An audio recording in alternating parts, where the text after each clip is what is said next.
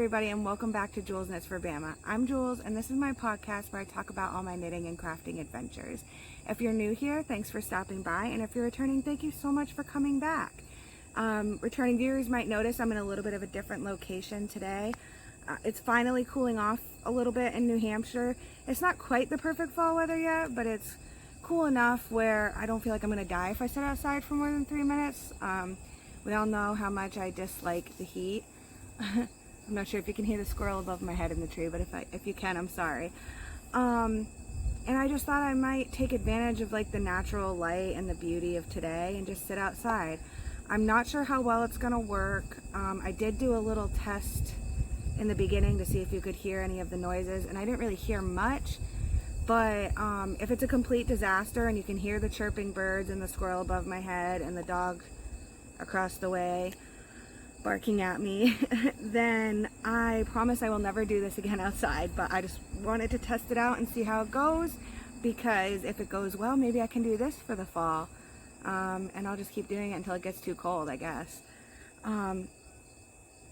What's that?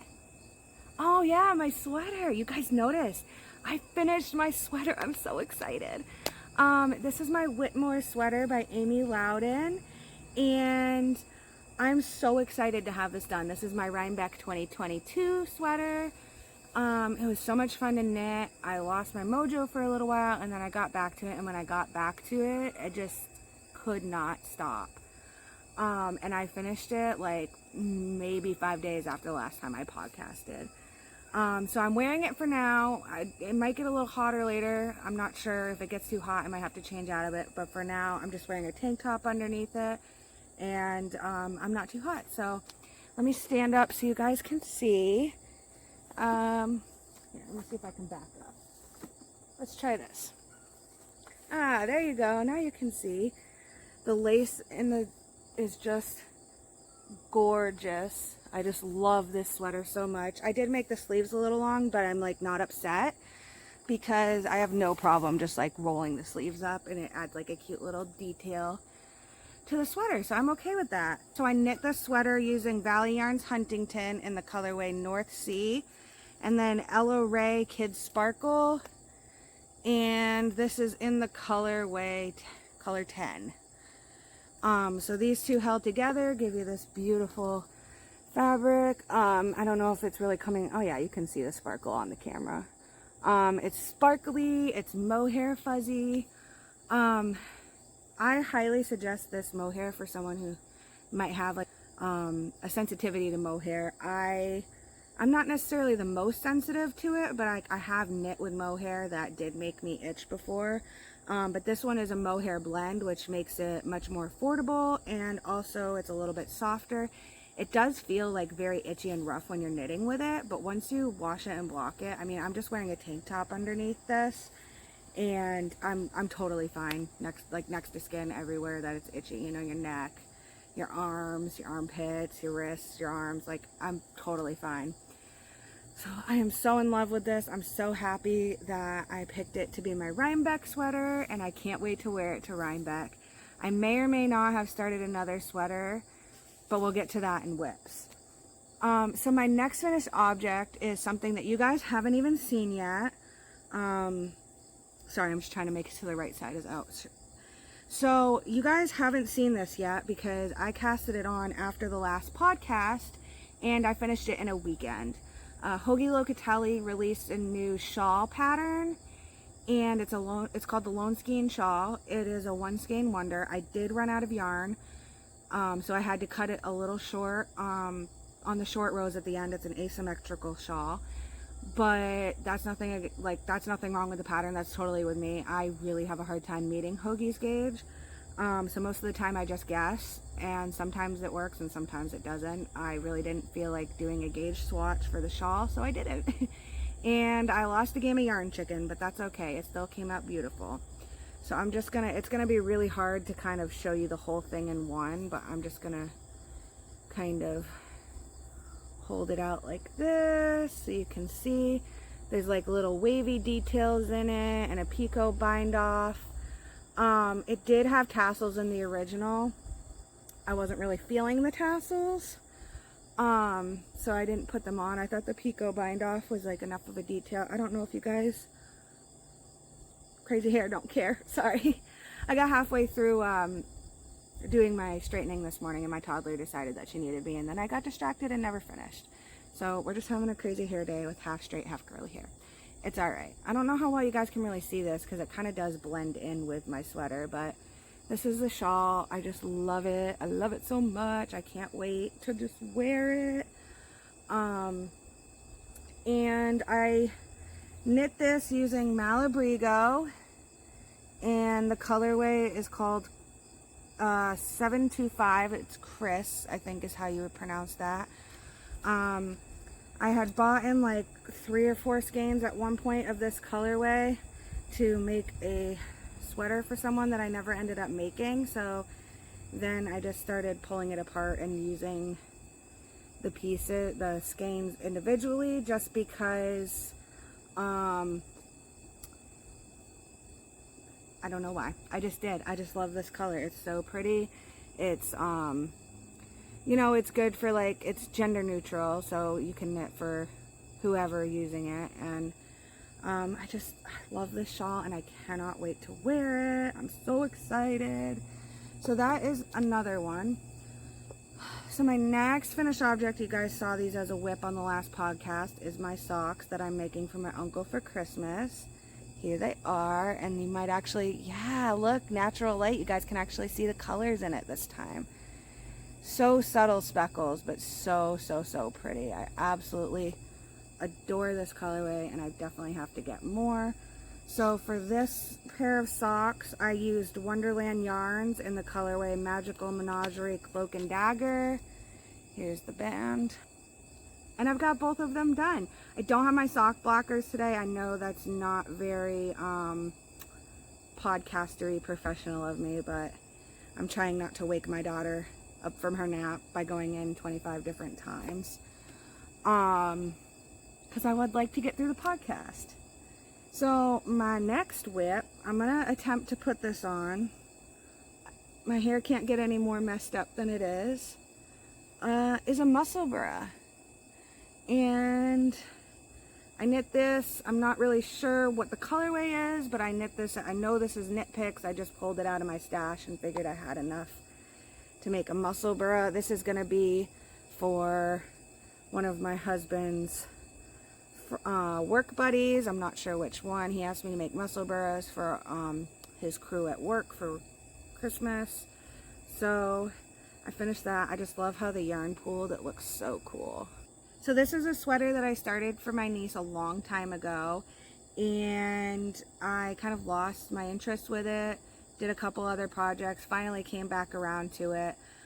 Every year I always make the kids in the family sweaters for our family apple picking trip, and this year our family has grown, so I asked my mother-in-law to help. So she was doing the baby and my oldest daughter, and then I'm doing my younger daughter and my niece Charlotte. I've already shown you my younger daughter's sweater, but I finished Charlotte's, so here it is. I just love this color. Like, does this not shout fall? I'm so excited. I love this yarn too. Like, I think it's a blend. It's machine washable. I think it's like an acrylic wool blend. Let me look. Yeah, acrylic wool nylon blend. It's Barocco Vintage, and this is in the colorway 51192. And this is the Antler sweater by Tin Can Knits. I mean, just how it blocked out, and like, I don't know. I can't say enough about this yarn. If you're looking for something machine washable, that's easy to knit with, that feels nice, I highly suggest this. But this is the sweater. I discovered through knitting these two sweaters that I don't think cables are like my favorite thing to knit. I definitely have knit plenty of cables in the past, and I'll do it again. Like, I'm not completely opposed to knitting them. But I discovered that I think I might like something more along the lines of like lace or a texture better than cables. Just because, and you can kind of see it if I like stretch it out, but I get these like weird holes right there, and because I haven't knit cables a whole ton, like you can't see when it's just held out, but if you stretch it, you can see it. And I don't know if that's like normal or what I can do to fix that. And because of that, like, I don't know if this sweater is as good as it could be, but I still love it. It's still beautiful. It's going to be so cute when all the kids have their sweaters on for apple picking. My two are sweaters. My mother-in-law did cardigans in the same pattern for her two, and then each kid has their own kind of autumnal fall color. So, I mean, I'm excited that I did that, and I cannot wait until apple picking, and I'll definitely post pictures or do a vlog or something along those lines when that happens. I think we're going October 8th. So that's all I have for FOs. I'm gonna go grab all my whips and I'll be right back. My first whip is living in my summer sock camp bag that I got from Crazy Sock Lady. Mountain State Stitches made it. Easily, like, probably my favorite bag I've ever gotten. And let me see if I can find the tag. I can. So I'm using Knits for Comfort in the colorway One World. I got this at the Connecticut Sheep and Wool back in, I don't know, maybe April, May, sometime like that. Don't mind my messy cake. And this is the color. It's so fun, guys, so fun. Originally I had got this because it reminded me of the Mitsubishi Eclipse in the beginning of the first Fast and the Furious movie. And I absolutely loved that car growing up, to the point where me and my dad had like built a model car of it. So I thought I could get it and make his Christmas socks out of it.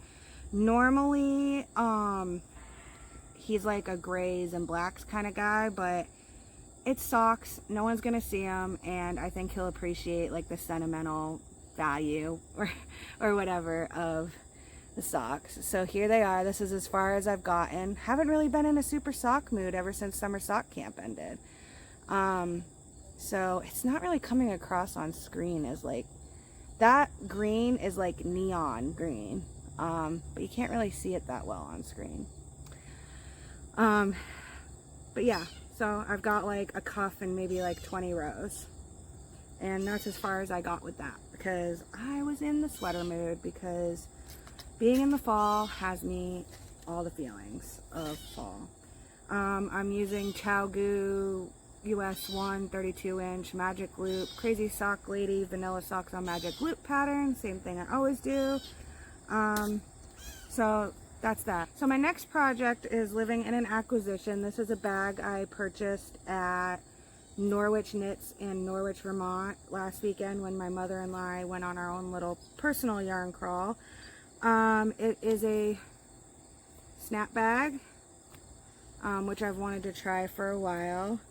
And I'm knitting a Musselburgh again. Oh, I forgot to say who the bag maker is. This is called Maize. It's 100% organic cotton and made in Vermont.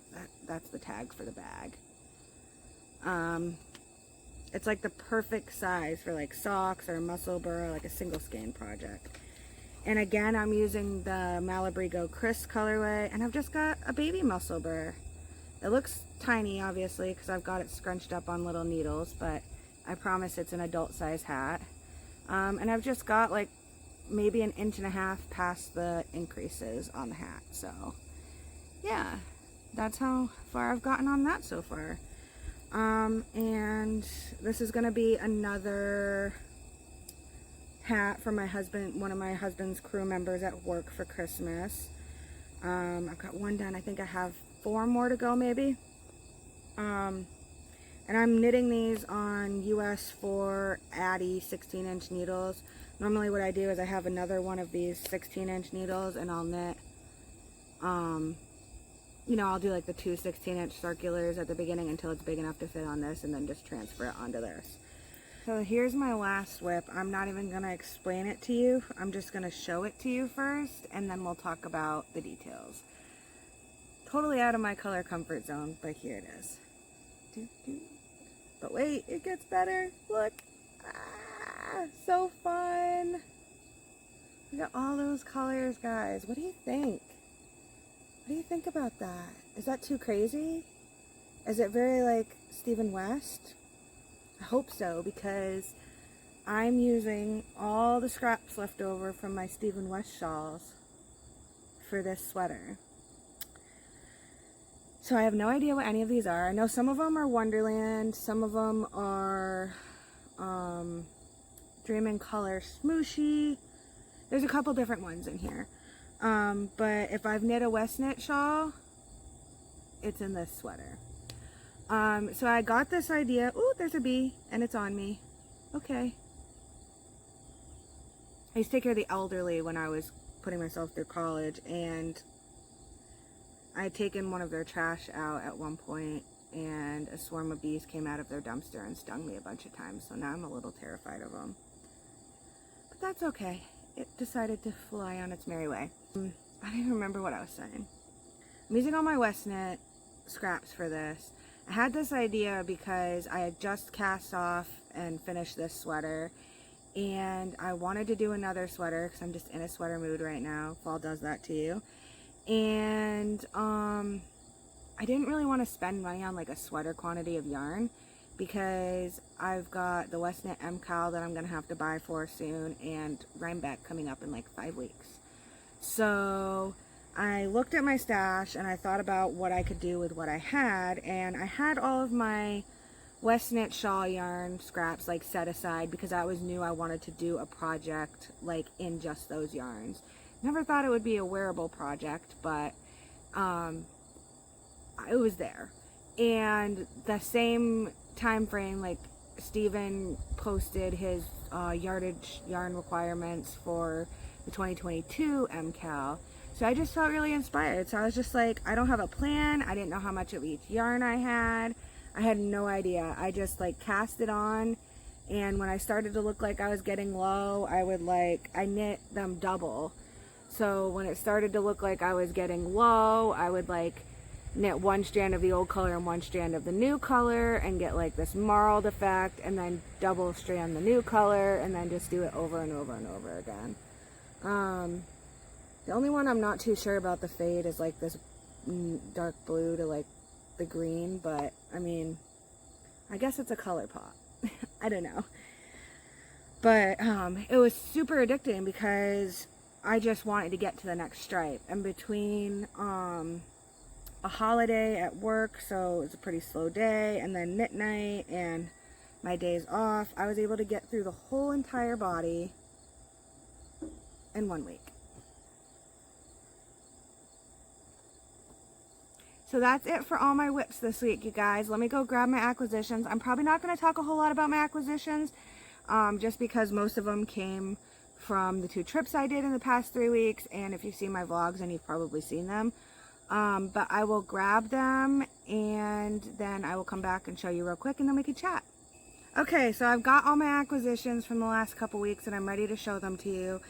I'm not going to try and remember the names of all the yarn stores that we went to, because they're all in my vlogs that I recorded the last 2 weeks. So if you'd like to, know more about that, like, I suggest go back and watch my vlogs, but I'm definitely going to show you the yarn. So the first one I got is Nightingale Fibers, in the Ernestine base.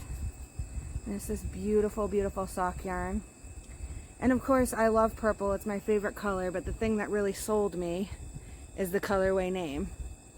I feel like I kind of had to get it because it literally had my name on it. So I got that. And then the same day we stopped at Harrisville Designs, and I got this braid. And I got it because it's called Apple Picking at the Orchard. And it just made me think of fall and getting so excited to going to apple picking. And it's Frabjous Fibers, which I think is also Wonderland Yarns. I think it's like their fiber. I'm not really sure. I don't know how that works. I know they're connected somehow, but it's just so pretty, guys. I can't wait to see what this looks like spun up. I'm gonna wait a little while to spin this, just because I'm a baby spinner, and this is so pretty. Like, I don't want to ruin it. So that was one weekend of purchases. And then last weekend my mother-in-law and I went up to like Lebanon, New Hampshire, and like that Norwich, Vermont, which is like even with Lebanon but on the other side of the Connecticut River. And we ended up stopping there and kind of going down 91 and doing like a few different shops on the way. And I finally got my hands on some Mullins and Nosh, guys. I'm so excited. This will be the first time working with their yarn, and I love it. Like, I cannot wait. I love self-striping. It's so fun, and I just thought this colorway would be perfect for one of the guys in my life. Sock yarn, obviously it's me. And then I also got this because I thought this was nice and gender neutral. It's Cascade Heritage Prints and the colorway 113. I thought that was really pretty. The orange is showing up a little more orange on screen than it actually is in real life. It's more of a like a burnt kind of fall orange in real life. But I got that. And then my last acquisition, we stopped at Green Mountain Spinnery on our way home, and they happened to be having like a chunk show there, and I got to meet the yarn dyer behind Oan Gras, and turns out she lives like right up the road from me, which I thought was really, really cool. And so of course she's like super local. I had to get some of her yarn, and I just fell in love with this colorway. It's called Spice Jar, and it is so pretty. And I'm currently like having a dilemma with this because like I think this would be really pretty socks, and that's what like I bought it intending for it to be. But also, like, wouldn't this make a really pretty muscle bra? Like, I don't know. What do you guys think? Muscle bra or socks? Let me know. So that's all I've got for acquisitions. Hopefully by next podcast I won't have any, because I'm really trying to save for my West Knit shawl and Rhinebeck. So hopefully I'll be good. I really am gonna try. And let me pick this up real quick and then we can chat. You're just here for the knitting stuff. Thank you for watching, and if you want to chat, let's chat. My last few weeks have been really busy. Are you proud of me though? Like, I said 3 weeks and I podcasted at 3 weeks.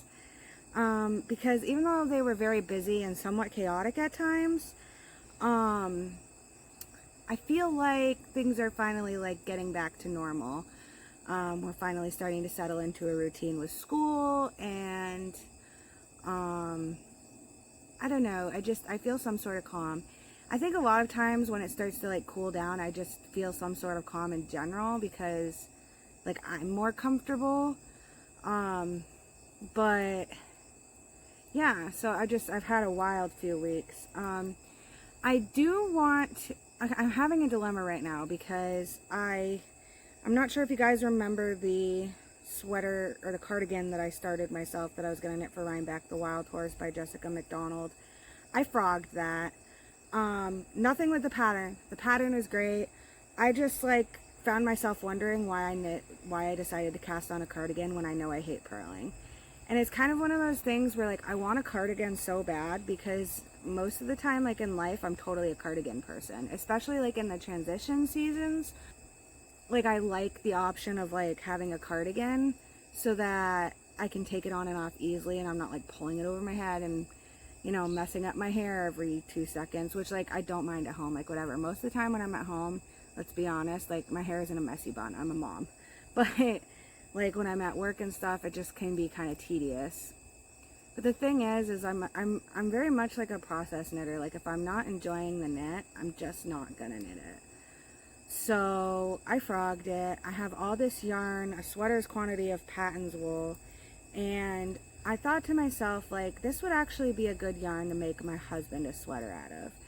And I say that because I made him the first sweater I ever made him. I made him for Christmas last year. And I always make my girls a sweater for Christmas, so I feel like he's kind of like has to be in the mix now because I did it once and now I got to keep doing it. But the yarn I used is like not a super hard wearing yarn, and I don't know, like this could just be like my assumption, but I have a feeling that like, oh, I got yarn barf. Hold on 1 second. Okay, sorry about that. So I just have a feeling that it's like more rugged, like it's a little more rustic, and like the other one was a little more slippery and like soft, which he really enjoys. But like I've knit with Patton's wool before, and it does soften up once you knit with it. So then I was trying to think about what sweater patterns to knit, and I thought the Brownstone by Jared Flood, because I absolutely love it and I think it would look amazing on him, but it's not really his style at all. So it's like, do I chance it and then he never wears it, or do I like make something that I know he's gonna love? So last year when I made him his sweater, I made the Southwood by, I think Galt House of Yarn or something is where I got the pattern, and it fit him great. It was perfect, other than it's got more of like a boat neck, and he likes more of like the round necks, I guess. So he still wears it like constantly, and I thought I might do something that's got more of a round neck, but I'm having a hard time finding a sweater that I don't want to do like a plain vanilla sweater, but I don't want to do color work. Like maybe something that's a little bit textured, like in the raglan or something. But the other problem I'm having is, like, I know there's tons of sweaters knit and worsted weight out there, but every time I try to look for it on Ravelry, like, I'm not having help. So I thought maybe I'd open that up to you guys and wonder if you guys might have some pattern suggestions for me that might be suitable for my husband's Christmas sweater. And maybe by next podcast I'll have something cast on, hopefully, because I'm going to finish the sweater I'm on. I've just got the sleeves, and then it'll be on to the Christmas sweater knits. I'm almost done with the sock knits, and I'm about halfway through the muscle burr knits, and it's time to start knitting the Christmas sweaters. I'm trying to decide between the Souffle pattern by Penrose Knits, Laura, I think her name is, or the Festival sweater by, I think it's Petite Knit. I'm leaning more towards the Souffle, but I'm still not sure, so we'll see. So if anyone has any helpful suggestions, like, definitely throw them down below. Something maybe you've knit for your husband or significant other or your son, or just let me know. So in other news, my toddler broke her finger. She shot her finger in the closet door, and I felt really, really terrible because she was totally fine. Like, it didn't bother her at all. It was a little red, but nothing concerning. Like, toddlers hurt themselves all the time. Like, what's new? She didn't complain about it. She was totally fine. She cried for like a half a second. I hugged her. I kissed it. She said all better. We laid down. We took a nap for 2 hours. We woke up. We played. And then all of a sudden, she was like, "Mommy, ow," and like pointing to her finger. And I was like, "Oh, that's strange. Let me look at it." So I looked at it.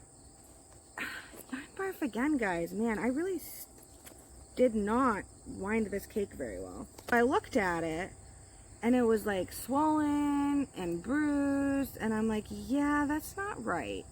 So I called the doctors, and what made me definitely know it wasn't right was when I called the nurses line, and they're like, yeah, you should probably bring her into the walk-in, because you know how it is. Like, you call with a concern, and most of the time they're like, give your kid Tylenol, they're fine. No, they wanted me to bring her in. But luckily I called early enough where we could still get her into the walk-in, and we didn't have to sit in the ER and wait. So we got in pretty quick, and it turns out, like, I guess there's like a bone at the top of your finger. It's kind of like a triangle. I can't make a triangle. I guess like that's a triangle. And like the very top of it is like fractured. So she had to like have a splint and have a buddy splint, and then have an ace bandage over that because she's a toddler and she couldn't leave it alone. So we met with ortho like a week later, and they basically said she could take the splint off now. It's healing great. They've seen a lot worse with toddlers. They said that a lot of times when toddlers come in with broken fingers from slamming it and things, like the bones are shattered. And so she broke it, but she didn't break it that hard, I guess. And so she doesn't need like surgery or anything crazy. She only had to wear a splint for a week, which now I look back and I was like, oh, that's not bad for a break at all. But then it was like, literally, it felt like 25 years, because it is so hard to keep a toddler, to keep something like that on their hand. Like, it was insane. Like, every 2 seconds I was turning around being like, no, Parker, you got boo-boos, we got to keep that on. Like, so I was very, very relieved when they told me that she could take it off. And now it's not bothering her at all. It is like a little discolored. I think she might like lose her nail, but she's totally fine now, and she's back to like normal toddlerhood. So I'm so thankful that it wasn't as bad as it was, but I'm glad that it wasn't as bad as it could have been. She's definitely my daredevil child. Like, the stark difference between my two children is insane. Ella's more of the like, I'll tell you off kind of kid, but she's not a daredevil at all. Like, she's scared of like heights, and she doesn't like doing crazy things. Parker's more like reserved and shy, but she's definitely like my daredevil. Like, she's the one I'm gonna have to worry about with the broken bones and the doing crazy things, and yeah, just two completely different kids. But anyways, that was a big part of my last couple weeks, was dealing with that. And we also got a new bed, so I finally upgraded to like a king size bed. We had a queen forever, and I was sick of it. Like, it sucked when the kids were in the bed with us and the dog, and it just like wasn't big enough. So my husband and I finally broke down and got a new bed, and then we gave Ella our old bed because it's still wicked comfortable. Like, there's nothing wrong with it. It's just like we wanted something bigger. And Ella was so excited. Like, I've never seen her so excited in my life. And it's hilarious because she lays in it and she's like this little tiny ant on a giant hill. Like, she's so small for that bed. But I guess like she'll have plenty of years to grow into it over the years. I don't know.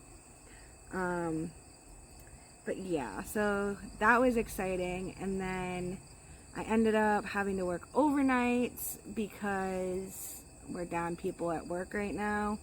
And I did overnights at my work for like 3.5 years, and it totally wasn't bad. But then I did them like last week, and I'm still messed up from it.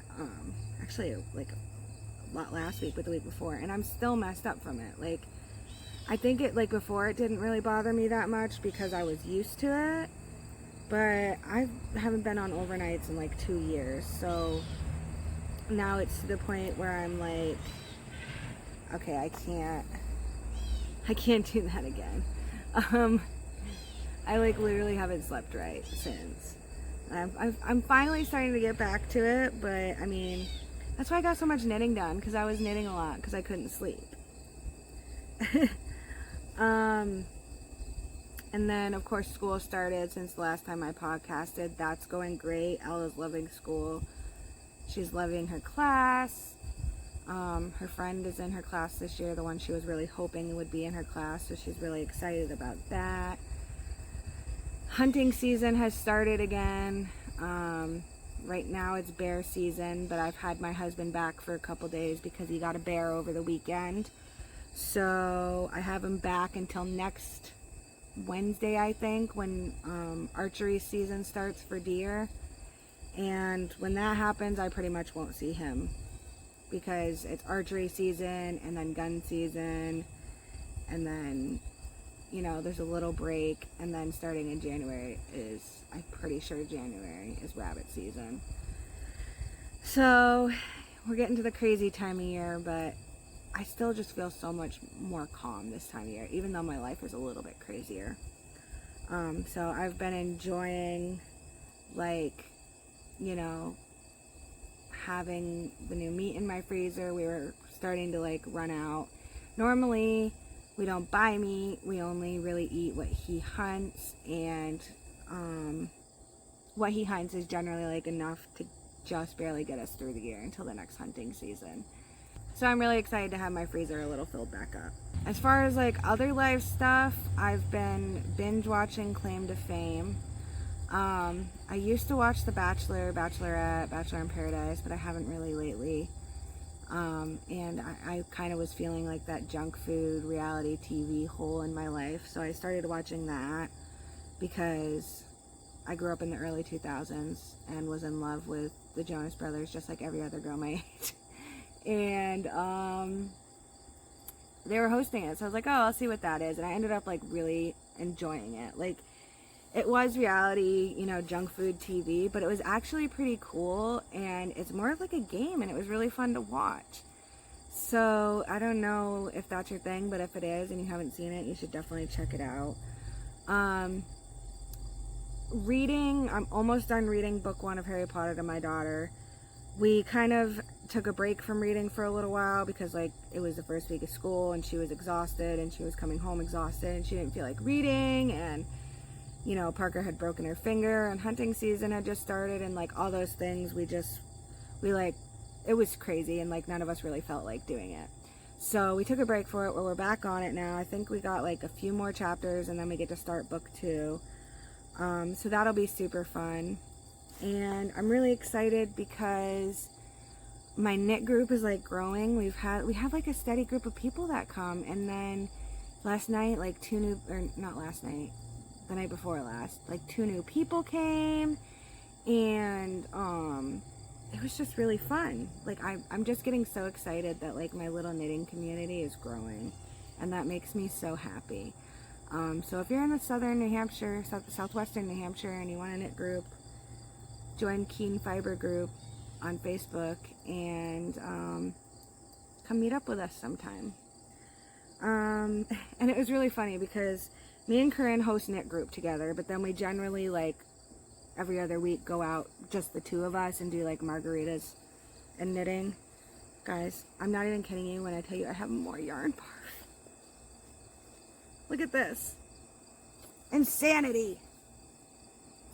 So anyways, so me and Corinne normally go out and like get margaritas, and we always go to the same place for margaritas because they make really good margaritas. They're not the strongest margaritas, but like, we don't want strong margaritas because we still have to be able to drive home afterwards.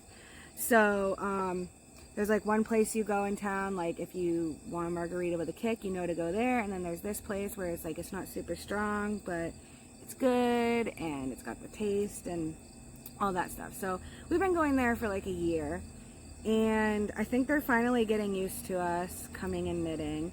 And the girl that we got as a waitress, we've had like several times, and she brought us our margaritas, and normally like they'll bring us the margaritas and then they'll like leave us alone for like an hour and a half. They don't even come because they're just so used to us being there just chatting and knitting. But she came back like 5 minutes later and she was like, here's water. I know you girls like your tequila, but you need to hydrate. It's hot. And I was like, yay, we're regulars. So I don't know. I just, even just, not even just building like my yarn and my knitting community, but like feeling like I'm a part of the community I live in just makes me feel so good, and so I don't know, just so good. In other news, summer sock camp ended, guys. How many socks did you knit? I added it up this morning. Now here's my deal. A couple of these were baby socks, so they don't really count. A lot of these were ankle socks because I always use summer sock camp to like get Christmas presents done. But I think, according to my very quick look through my Instagram feed, profile, whatever it's called on Instagram, my very quick evaluation, I think I knit about 16 pairs. Most of them I didn't enter because I'm really bad at entering socks for summer sock camp, but I'm not really like the person who like enters the knit alongs. Like, I'm always knitting along, but I'm not always like the person that enters for prizes. Like, if I enter for a prize and I win a prize, that's great. But if I forget to enter for a prize, like, I'm still doing the knit along and I'm still having fun and I'm still like joining in the community and getting that mojo and that positivity from like being part of the make along. That's kind of how I feel about it. So anyways, I knit a lot during summer sock camp this year, and believe it or not, I still have more socks I have to make for Christmas. But we're getting there. We're close. And then also, sorry if I keep looking over here. I decided to do this thing today where I think I did this like the very first episode I ever did, but I wrote like a list of like all the things I wanted to talk to you guys about, because I'm always like finding myself like podcasting, and then after I podcast be like, oh my god, I totally forgot about this, or I totally forgot about that.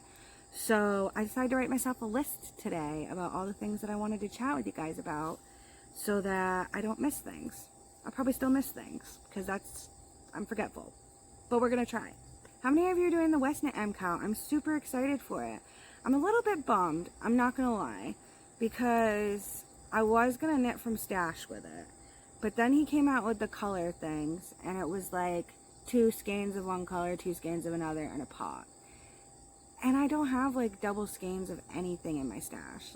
Like, I'm the queen of single skeins of sock yarn, because I know like I can always do something with those, and sometimes you can like mash them up and make cool colors with them, which is why I thought like, oh, no big deal, I'll just knit from stash, but I don't have 2 skeins of anything. So I'm a little sad because I can't knit from stash, but also like I'm not sad, like I get to go buy more yarn, so not sad at all. I think I might run down, it's a little bit of a drive for me, but I think I might go down and knit New Haven in New Haven, Connecticut. I think it's like maybe 2.5 hours from me, and see what I can't find there for my Westknit shawl. I just feel like something, like a project that I'm so emotionally attached to, like my Westknit MKALs, like I feel like I need an experience buying the yarn. I don't want to just like buy it over the internet, you know what I mean? So I think I might go down there. I've been there once and I absolutely loved it. It's a little store, but it's so nice, and they have so much selection. So yeah, I think I might do that, maybe with my mother-in-law or something. But the other thing is that we just talked about how I discovered I wasn't like into cabling, and one of the things he said in the video was that you're gonna need a cable needle. So I'm a little hesitant. I'm like, you know, I was fine when he did the brioche in a shawl. I'd never done it before. Absolutely terrified to do it, but I was willing to try it, and I still am. Like, I don't care what he throws at us, I'm gonna make the shawl because it's a learning experience, and I never hate the shawls that he makes. They're a little bit crazy sometimes, but I don't know, I just love being a part of the fun. But I am a little like, I don't know. Maybe we need a cable needle because he thought of some crazy new technique like he does. And we just need a cable needle to do it. Or maybe we need a cable needle because we're going to be doing cables. But is it going to be like all over cables, or just a little bit of cables in the beginning? I don't think it's going to be a little bit of cables though, because he named it Twists and Turns, which suggests to me that maybe it's a lot of cabling. But I guess we'll find out. The anticipation is killing me. I don't know if anyone else, like, do you guys get just as excited as I do about this? Because I'm like super excited.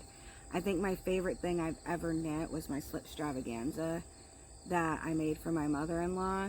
And it's funny because, and maybe it's because I was thinking about it the other day because he just released like the yarn requirements or whatever for this year. But I was thinking about it the other day, and that's when it dawned on me that that is my favorite knit I've ever made. Like, I'm just like, man, I really love it. And I had knit it for my mother-in-law. And so I texted my mother-in-law, and I was like, do you and Hank have a will? And she was like, is there a plot or something? I'm like, no, I just want to make sure that in your will it says I get the slip extravaganza back. I just love that shawl so much, and I almost contemplate like knitting it again. Here's the one thing that holds me back from knitting that shawl again, is the very end of it with the chevrons and the I-cord bind off. It was like 1,000 stitches by the end of that shawl. It was so crazy. Like, I'm not complaining. It's definitely my favorite thing I've ever knit. But it was crazy. So, I don't know if I knit it again. Like, I feel like Stephen West patterns, like, you knit them for the experience and for the brilliance that he has with design and color, and like, they're definitely, I feel like, heirloom pieces. Like, so much work and energy and time is spent doing them. But I don't know if I would necessarily like repeat knit the patterns. Like, maybe his boneyard, because that one's like really simple. My mother-in-law's made like 25,000 of those. But I don't know if I could see myself like knitting another slip extravaganza or another starflake or another shawlography. Like, I don't know. But anyways, I think I've talked your guys' ear off long enough. My daughter's about to be home from school soon. My other daughter is going to wake up from her nap in a minute. And I've got to pick up the giant mess that I've made pulling all my stuff out for podcasting. So, thank you so much for joining me today. I hope I didn't talk too much. I really look forward to seeing you guys all next time, and maybe I'll have my MKAL yarn by next time. I'm really going to try to not have any acquisitions, but if I do, it's going, like, the only thing I'm allowing myself to buy is MKAL yarn. So I'm going to do that. And, I don't know, I'm just so happy it's fall, y'all.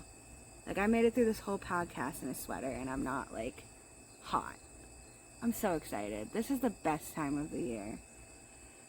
I'm going to stop going on tangents. I'm really going to go now. I hope you all have a great next 3 weeks, and I'll try and be back in about 3 weeks. And enjoy the fall. Enjoy the cooler weather.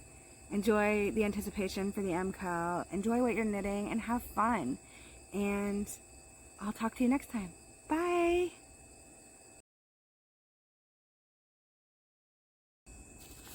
Da-di-da-di-da, testing. That was stupid. Thought that maybe I would do like one Now I got fuzz on my face. Hey bird, I'm trying to podcast here. Woo. Please don't sting me.